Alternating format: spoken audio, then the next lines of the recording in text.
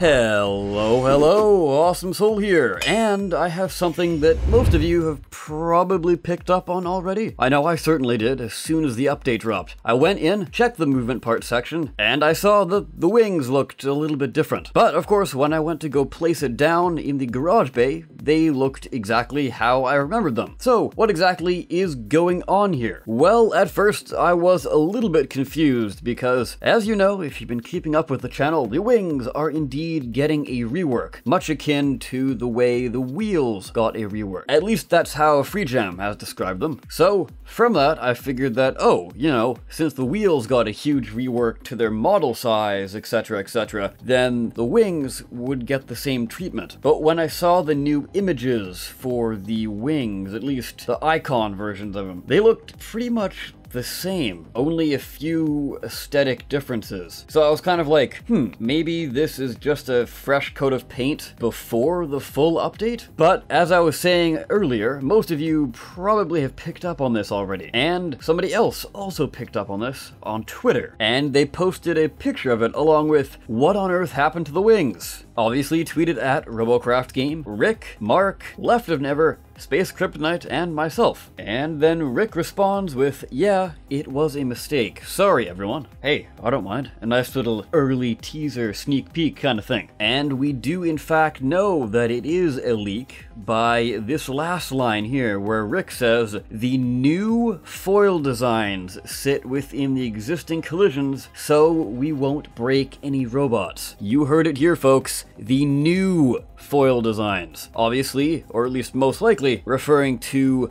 the rework, which should be coming not this week, but next week. Unless they've changed their plans for like the third time. Hopefully not. But yeah, that's pretty cool news because I was assuming that we would get these drastically new wings because we've talked about the whole VTOL functionality that they were probably going to be getting. Though from all the talk from the devs, the VTOL feature is pretty much confirmed. But anyways, I was sort of expecting maybe like built-in jets or built-in fans that would possibly act as the VTOL. But the only thing that I could possibly see here as sort of like a built-in thruster type part is if you look at sort of the front of the wing, there's kind of like a detachable part, almost like a second wing within the wing. So what I'm possibly guessing this could be is maybe some sort of thruster bar almost, and that would act as the VTOL, so it would spin independently of the wing. Or maybe they're gonna do VTOL a different way, and it's sort of just playing in with the camera controls, sort of in the way that they can rotate all the way up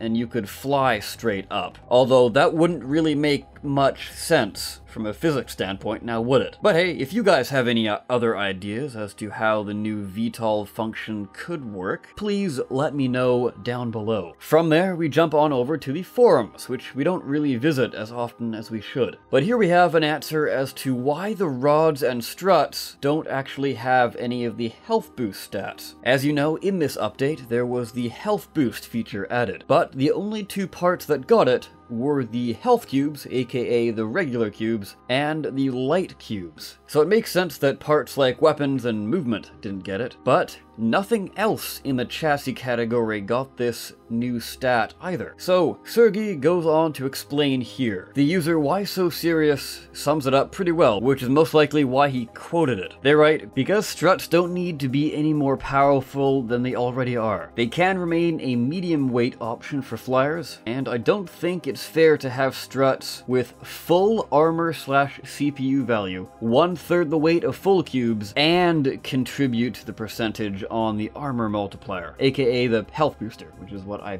presume they're talking about here. I'm sure that one of these reasons is the answer to why any part may not add to the percentage. Then Sergey finally chimes in with, exactly, chassis blocks need to have some advantage over the full HP / CPU struts and electroplates. So, struts and electroplates aren't just better, but are only good in specific cases. Health boost is the advantage, obviously referring to the cubes. P.S. We prefer buffing chassis blocks with health boost over nerfing struts and rods. Which, yeah, I can definitely agree with on that one. Although, while we're on the subject, I guess I can go ahead and chime in on my thoughts on the update. So I guess the first thing, and the main thing here, is this update is rather obviously only half of an existing update. I say that because, to me anyway, it does feel a little odd. And that's because, for those who might have missed it, this update was actually meant to be part of a larger update, and include features that are presumably still going to be in the next update. And that feature, of course, is the CPU to power relationship removal. We've talked about that multiple times on this channel before, so I won't really cover that, because I'm sure as that update comes closer, we'll be talking about it yet again. So yeah, once that update drops, the game will feel a little bit better. I mean, there's not a huge problem, it's still a Robocraft, but I don't know, it's just the meta is kind of weird right now. Like, basically, at least to me anyways, it seems that, at least for this week, between this update and the next update, while we only have quote-unquote half of the update, we've kind of shifted away from a sort of viable CPU range, at least when discussing the meta. And that, of course, was around 1000 CPU to 1750. That's kind of where you needed to build your bot if you wanted to make something viable. Anything higher or lower, and you were kind of not doing good. But we've shifted away from that, kind of. And now, at least it seems to me that if your bot is under 30% health boost, you're going to have a very, very bad time. Because I've taken out a lot of my bots that are under that range, and they're not really performing as well as they used to be. And I built a brand new bot just before the update, and I think it's sitting at like 22-ish% health boost, and I was pretty pleased with it. I think it looked like a really cool bot. But it just doesn't really play that well, unfortunately. And I think the main culprit here is the fact that the health on the parts has been nerfed a little bit too much. Because the way I see it, you can easily pick off parts from a bot. Just look at that gun, shoot it, it's gone. But you can't pick off the chassis. I mean, obviously you can if people have like really spindly limbs on their bot, you can sort of cut them in half. But if your bot is just sort of like a big brick, you can't snipe off because the chassis is one big mass. But it's one big mass made up of many smaller individual parts that if you lose one or two of, it's not really a big deal. But with regular parts, it is literally just one part. And if you lose that part, then it's gone for good. You can't simply lose a little bit of it and keep going, if that makes any sense. And with the health boost and the TX cubes able to fortify your chassis, then you're pretty much golden there, even without a substantial health boost. Although obviously, a health boost does help quite a bit. But unfortunately, for things such as insect legs, and I feel this is probably the best example of this. So if you wanted to be basically at the same health they were at before, but not quite, so basically at the point where they're rail proof, you need to get your health boost up to 31%. Although slightly less than 31%, but you might as well just go 31%. Anything less than that, then a rail eraser can easily pick off your legs. And obviously, the problem with insect legs is they're somewhat frail, although that's definitely been fixed as of late. Until this update came around, and then it kind of reverted the fix that made them good. And that fix was obviously making them rail proof, because they're such massive targets, and they're still not really the fastest things, so the added tankiness was really good. But now, you really are kind of put into a corner when it comes to building. Like, as you've seen before, the Rocket Beetle, which was that pink one with the two Lommel stingers on the back, the one that a lot of people actually gave praise for and seemed to really like. It's like still one of the most popular bots on my shop. Now, unfortunately, it's sitting at, I think, 28%, something like that, and I don't don't really want to add any more cubes to it because it's going to ruin the aesthetic of it. It's under 31%, so its legs can get shot off far too easily. So how exactly can this be fixed? Well, I think there are two ways, although one is personally better than the other, at least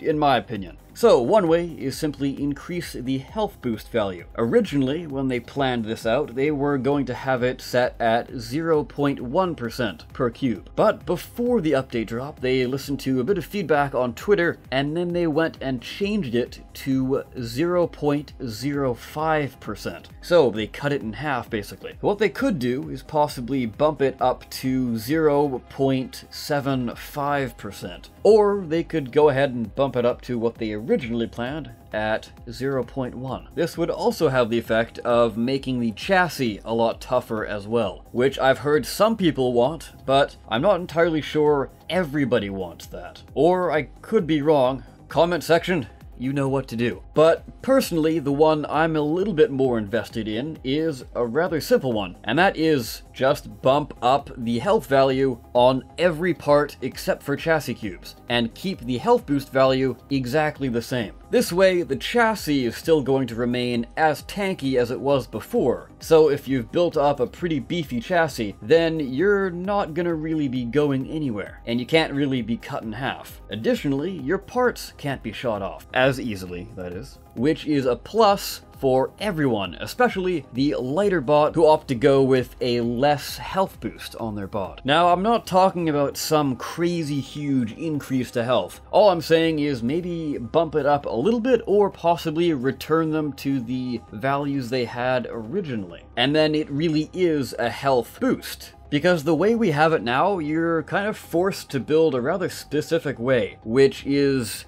not that good, especially since, like I've talked about a few videos back, the whole purpose of the chassis normalization was to help builders build good-looking bots. But now, if players are forced to build as many chassis cubes as they can to reach the whole quote-unquote minimum meta levels of health boost, which I'm pinning at around 31%, somewhere around there. You might have a different number personally. But yeah, really the only reason people are actually trying to build that high as far as health boost goes is to protect their parts, which are now a little bit too weak. But that's enough rambling, because I feel like I'm kind of going around in circles at this point. There is one last thing, though, that I would like to touch on, and that is back on the forums. This isn't exactly news, but it's kind of like a question, I guess we could say. And the main point of this thread was talking about how players with no weapons can easily make it into a match without really getting any punishment, or the fact that they can even get in at all. Although somebody else chimed in and said, what if I bring in a bot with an offensive module, or any other modules for that matter, but no weapons? So Dan weighs in and says, the current rule is that robots without weapons and or movement parts should not join public games. Of course, they say should not. This is not a hard and fast rule. You're not automatically locked out if you don't bring a bot without any weapons. He continues, as they will violate the rule for not contributing to battle. So far as I can see, the rules should be changed to something more in line with this, and state, unable to contribute to the battle due to lack of blank, as the original poster has movement parts and an offensive module, aka the EMP module, that's sort of the more offensive battle-ready module, and is willing to and able to contribute to the battle. So I don't think there should be an issue with this robot. But the rules are here for you guys to protect you and your gaming experience. So,